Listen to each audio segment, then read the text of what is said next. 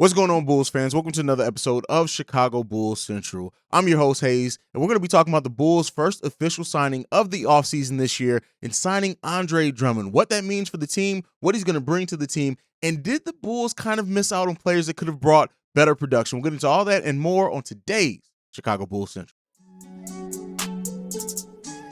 You are now tuned in to Chicago Bulls Central, your number one place for all Chicago Bulls news and content.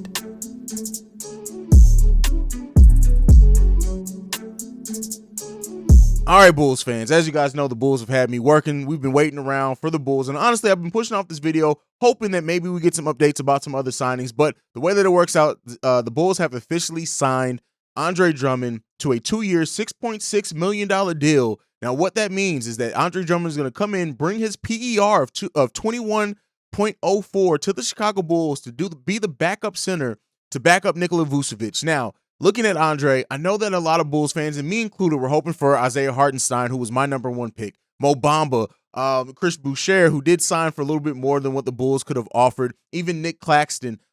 These players all signed for money that the Bulls could have technically offered by going into that full MLE. What the Bulls did instead, they save a little money, use $3 million, a little over $3 million of that MLE to sign Andre Drummond. By all reports, it looks like they're going to also use the rest of that MLE or some portion of it as well to sign Danilo Gallinari. The Bulls still seeming like they're avoiding the luxury tax. That's a conversation for another day. But they are bringing in Andre Drummond, who, while, yes, isn't Mo Bamba, is not going to provide the shooting, the scoring that Mo Bamba can bring at all, doesn't have the upside of a Nick Claxton or Jalen Smith, and doesn't have the all-around advanced analytics of an Isaiah Hartenstein. But one thing that Andre Drummond does bring, keep in mind, coming into this offseason, what the Bulls needed outside of the shooting aspect, which Drummond doesn't bring at all, what the Bulls needed was rebounding, rim protection, and size. Now, we get all of that with Andre Drummond to some degree. Now, Andre Drummond is not the defender that he used to be, and not the rim protector that he used to be, but still a player that can get you about a blocking game. In his time in Brooklyn last season, he did average a double-double in 22 minutes per game. So looking at that, the amount of minutes that he's going to get on the Chicago Bulls is probably going to be, honestly, between 16 to 18 minutes per game, maybe a little bit more if they're going to try to bring Vooch's minutes down. So Vooch played the highest minutes of his career last season as well. So if they look to take a couple of those minutes off and he gets the time that Tristan Thompson got, we're looking at probably about 19 to 20 minutes for Andre Drummond per game. Now, in that time, it looks like he's going to be able to give us close to a double-double, definitely give us about 9 rebounds, an assist per game, probably a block per game, and about 8 to 9 points per game as well is what I'm predicting Andre Drummond to bring. Now, yes, this is not the flashy name. This isn't the upside pick. This isn't a player like Mo Bamba that you could have seen maybe turn into the Bulls starting center over time. No, it's not that type of pick, but it is a signing that is going to get the Bulls everything that we knew that they needed coming into the offseason from a backup center specifically. Now, I'm not as happy on this. I'm not trying to sell you guys on it because I'm still kind of iffy on it myself if I'm being 100% honest with it. I think that Drummond is going to probably eliminate some of the issues once we see him on the court with this team and the things that he brings. He's somebody who, being out there, if he does play with Patrick Williams, is going to get. He's not a player that we want to see playing next to Vooch. I hope we don't see any minutes with Drummond and Vooch out there at the same time. I know some people have already said, listen, we can do some type of twin. No, I'm not for that at all. But looking at this, it's a okay signing for the Chicago Bulls where they get a lot of what they need.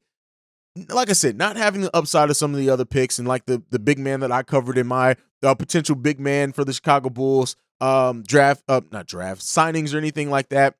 And, if this is going to be followed up with a Danilo Gallinari signing and then Zach LaVine signing, and that's the Bulls offseason, I'm not going to lie that it feels a little disappointing to what we thought that they could do, especially when you look at ownership's kind of strapping AK's hands possibly by trying to avoid that luxury tax. But listen, the Bulls do get a lot of what they need from Andre Drummond. And yes, he's not the versatile defender that he used to be. He's not the versatile defender of like a Rudy Gobert, but he brings a lot of things that this Bulls team does need on top of toughness as well. I've never been a big fan of Andre Drummond.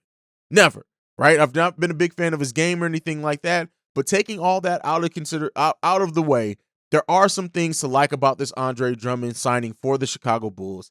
It just really feels like seeing everything that went down today in free agency, on the first day of free agency, it just really feels like a letdown. A lot of Bulls fans thinking that, hey, the Bulls were going to be extremely active to improve this bench and improve and get this team closer to a championship level.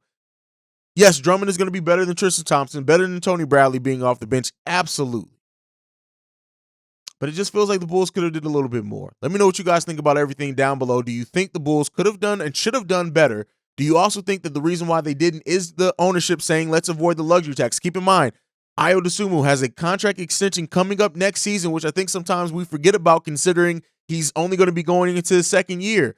Things like that, this Bulls franchise may be looking ahead to, because they can only dodge off the luxury tax for so long, even with Vucevic's contract coming off the books next season. So be on the lookout for that. We'll continue to see and monitor what this Bulls team does continue to do in free agency. If news drops, I drop. Period. And that's it. Thank you for tuning in to Chicago Bulls Central.